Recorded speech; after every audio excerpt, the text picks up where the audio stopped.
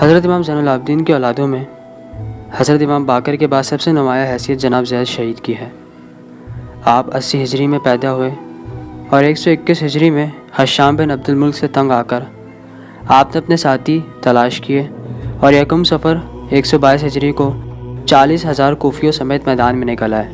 عین موقع جنگ میں کوفیوں نے ساتھ چھوڑ دیا اور حضرت زید کو میدان میں تنہا کر دیا، جس پر حضرت زید نے کوفیوں سے فرمایا کہ رفضتونی، اے کوفیوں، تم لوگوں نے ایک بار پھر سے دھوکہ دیا۔ اسی فرمان کی وجہ سے آج تک کوفیوں کو رافضی کہا جاتا ہے۔ کوفیوں کے جنگ سے فرار کے بعد حضرت زید کے ساتھ ان کے کچھ اصحاب باقی رہ گئے جو جنگ میں شریک تھے۔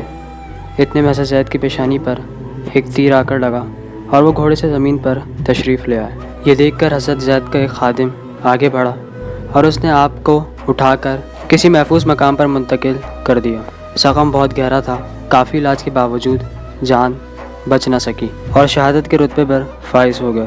پھر آپ کے خادموں نے خفیہ طور پر آپ کو دفن کر دیا اور قبر پر سے پانی گزار دیا تاکہ قبر کا پتہ نہ چل سکے، لیکن دشمنوں نے سراغ لگا کر لاش قبر سے نکال لی اور سر کاٹ کر حشام کے پاس بھیجنے کے بعد آپ کے جسم مبارک کو سولی پر لٹکا دیا۔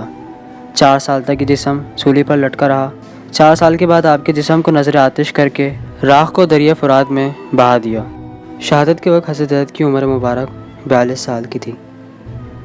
حضرت زید شہید عظیم مناقب و فضائل کے مالک تھے۔ آپ کو حریف القرآن کہا جاتا تھا۔